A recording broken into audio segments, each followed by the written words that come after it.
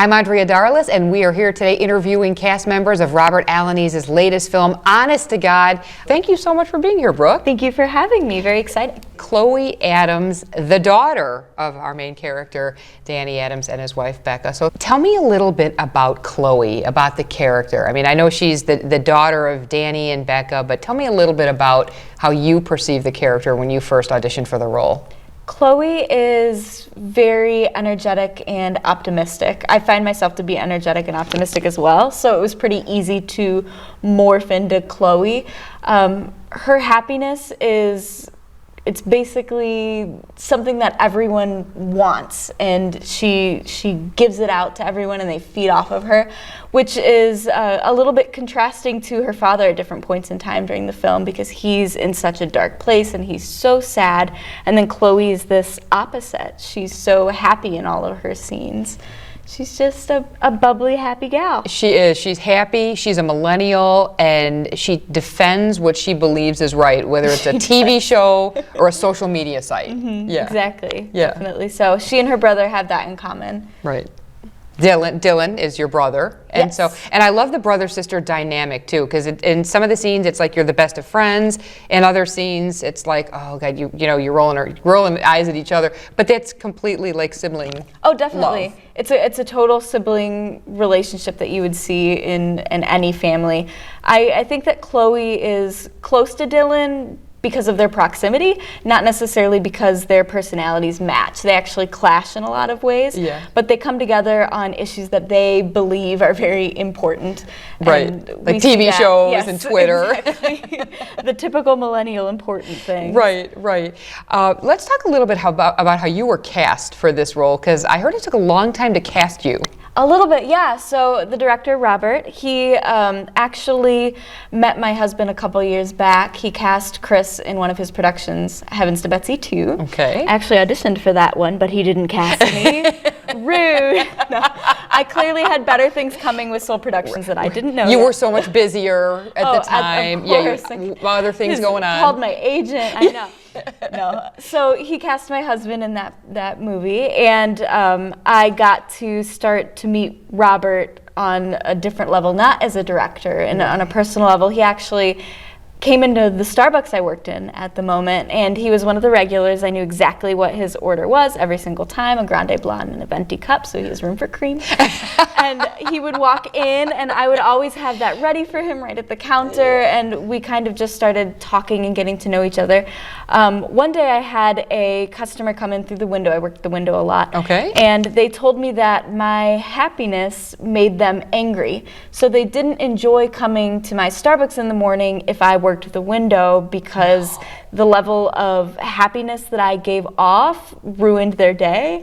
And That's it just crazy. It just really threw me for a loop, because I do nothing but try to be kind to people, and I couldn't fathom how my kindness was affecting someone in a completely different way than I was imagining it was.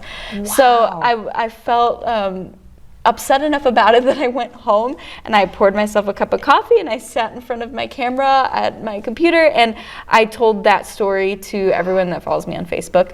But Robert happened to follow me on Facebook, and he saw that video and connected with my distraught feelings towards that, and it actually in a way solidified how he felt Chloe was as a person. Yeah. That her happiness was something that she would pride herself in being happy and optimistic, and then to feel this like guttural sadness when someone is like, your very being makes me so angry, the fact that you exist.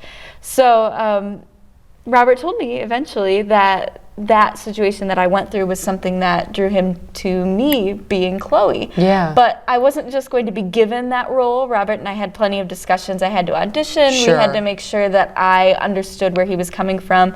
I watched a couple of TV shows that he wanted me to see, so I would really understand who Chloe was as a person from his eyes. Right. And together we built what Chloe is today, which is just happy and positive and an overall good person. She is, and she's a good role model for young women and young people in general to see, someone actually being happy and positive in a world where there is a lot of negative going on. Yeah, especially with what her father goes through. Right. I like to think that Chloe was an anchor in some ways to having him come to a happier place, of course through God as well. Yeah, and that's a question that I have for you. It is a faith-based film, and just your own personal beliefs. Did you see this as kind of a sign with the whole Starbucks and when you went online, and then you and Robert reconnect? You know, I would have never guessed it at the time that it was. God works through a lot of different situations, and it's important to see him as your anchor when you're going through these storms. And while that was like a tiny storm and a big like inward reflection on myself, it's cool to see how God worked through that to bring me so many better opportunities like this movie here. I would have probably never connected those dots until all of these different things happened, and then I was able to take a step back and be like, wow, God does do great things. That's so cool. And your husband, we have to mention him. He's in the film as well. He plays one of the young Mormon men coming to Danny's house. It's the handsome ringing the bell. Mormons. He's the handsome Mormon. They were very handsome Mormons. Was it kind of fun working with your husband on a film, on a project? Yeah, we've been in some theatrical productions together, but we've never been on a movie set together. So that was quite a fun experience. It was really cool to sit behind the camera and watch him and get to kind of like peek over Robert's shoulder and see the playback of everything. It was very fun. He's incredibly talented and inspiring. So that's really cool. Do you see future projects working together in either film or on stage? That would be great. And you're a veteran. I was calling you a veteran because your first performance was on stage. You were in a musical at 9 years old. So you are kind of tell me about the difference between, say, being on stage in a musical and on set for a film like this. There's quite a big difference in how you hold yourself. There were a couple of times I would be told by our sound guy Enrique, "You're too loud. You're shouting," because I'm on stage and you project. That's what you're taught, and from a very young age, I've been taught to use my full voice. But when it comes to being in a production, and Robert and I spoke a lot about this in the very beginning too, the camera can pick up all of these nuances that the audience cannot see when you're on stage. So where you can give the camera like a little glance and the audience gets to kind of enjoy that moment with you when they're watching the film, like it's like a little offhand moment. You don't get that on the stage. So if I wanted to show someone in the audience that I was looking sideways, I'd have to be like a giant movement that just doesn't read on the camera. Whereas on film or on screen, it's a slight movement. Yes. A shorter one. It's a lot less forgiving, but in a good way. In a good way. So when people are watching this film, as I said a little bit earlier, that people can relate to Chloe, you know, and I think everybody wants to, with the exception of a few people who go through the Starbucks line, but I think people want to, you know, to take from Chloe's positivity. Did you portray her that way? I hope so. I hope that in the way that Chloe gives off the positive vibes to her family, I hope that people that watch the film can take those positive vibes with them as well. That would be a really good thing if they were able to do that. And Chloe, I think Chloe evolves too, in the sense that, you know, in the early scenes she is with her brother, and then you guys are on your phones, and you know you're arguing at the breakfast table or arguing with your dad at that point. But then she turns into this young woman. You know, did you see that as well? Of course, the evolution of it. Chloe's not just happiness and positivity and optimism throughout the entire film. You see her go on a path as well.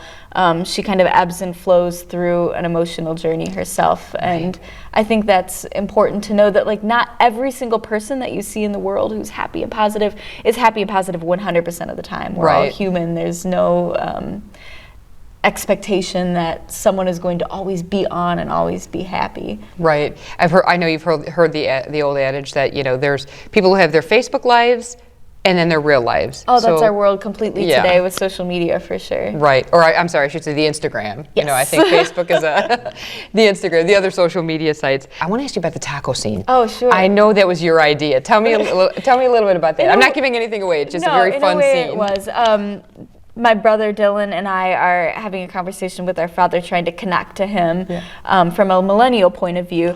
And we're trying to get this point across that we're very serious about our television shows as it relates to a couple of things, particularly in Dylan's life. And it's the one moment in the film that we see Chloe break. So she's not happy and positive and optimistic for that one moment. She's very serious about what she and Dylan are telling her father. Right. And so she snaps a little bit. And it's fun to see her snap. It's It is. very quick, not like it's not a very common moment with Chloe. It's out of character, for sure. Very much so. And I feel like Robert portrays that very well in the film too, that snap. It's very noticeable. Yeah. Was it kind of fun? Was it kind of fun to step out of the happy Chloe character just for a little bit? Yeah, Okay. and especially with Dylan. Dylan is a fantastic actor, and watching him during that scene too is just brilliant, because he just takes his character and he ramps it up, and it's just very fun to see. There's another part in the movie where I think Chloe breaks character, maybe midway through to 3/4 of the way through, where she takes on it has to do with Benji, the character of Benji, and she gets serious and almost kind of melancholy and sad. So as an actress, is it hard to go from being funny and comical and then kind of shifting and then taking a little bit of a serious tone for a serious subject? It can be. I think it depends on the person portraying the character a lot.